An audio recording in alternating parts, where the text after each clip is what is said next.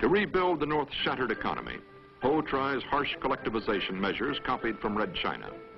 In 1956, his troops suppress a peasant revolt in his own home province. Ho blames pro-Chinese leaders for the brutal collectivization. For public consumption, Ho himself works on a primitive water wheel.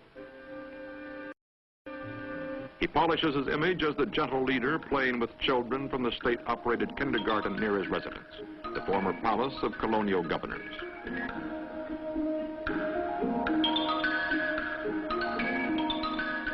What about the man behind the image?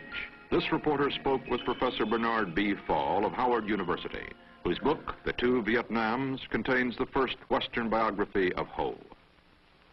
If Ho Chi Minh were a Westerner, he would probably be known as the best public relations conscious Western ruler in the world. He is extremely response conscious. Everything is done with its effect, its ultimate effect on the populace. The uncle idea is his idea. It's Bác Ho in Vietnamese. It's Uncle Ho. Remember these words by an American officer who knew him back in '45. He says, this awfully sweet old guy.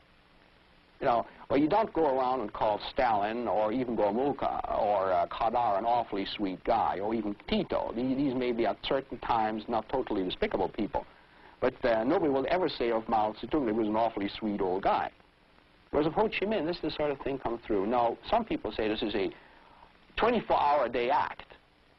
And it will point to the fact that when it comes down to the crunch, Ho Chi Minh in the past has at least allowed, if not ordered, the execution of some fairly old associates. But Ho Chi Minh has succeeded in preserving, in keeping a distance from all this. It's always the assumption, if only Ho Chi Minh knew, these things wouldn't take place. And this has really been a fantastic performance in this particular sense. Nothing that ever happens in North Vietnam that's bad reflects on Ho Chi Minh as a person.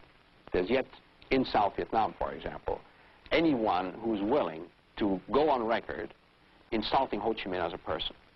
I'm sure you are as aware as I of that the South Vietnamese will say a great deal about the North Vietnamese, that they're communist puppets, that they're fighting China's wars, etc., etc. But you will not find anybody who say Ho Chi Minh is a dirty bird. Some of the things that you hear in South Vietnam always is, well, when everything's been said and done, Ho Chi Minh is the George Washington of this country.